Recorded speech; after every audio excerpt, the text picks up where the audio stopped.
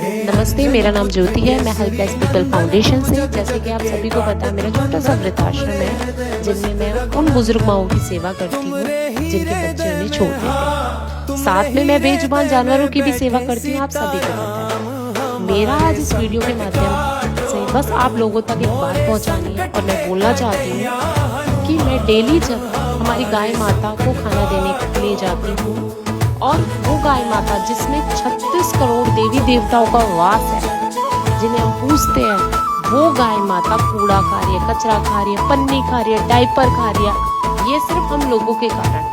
मेरी हाथ जोड़कर सबसे विनती है कि अगर हम खाना दे नहीं सकते तो उनके आगे कूड़ा कचरा भी ना फेंके।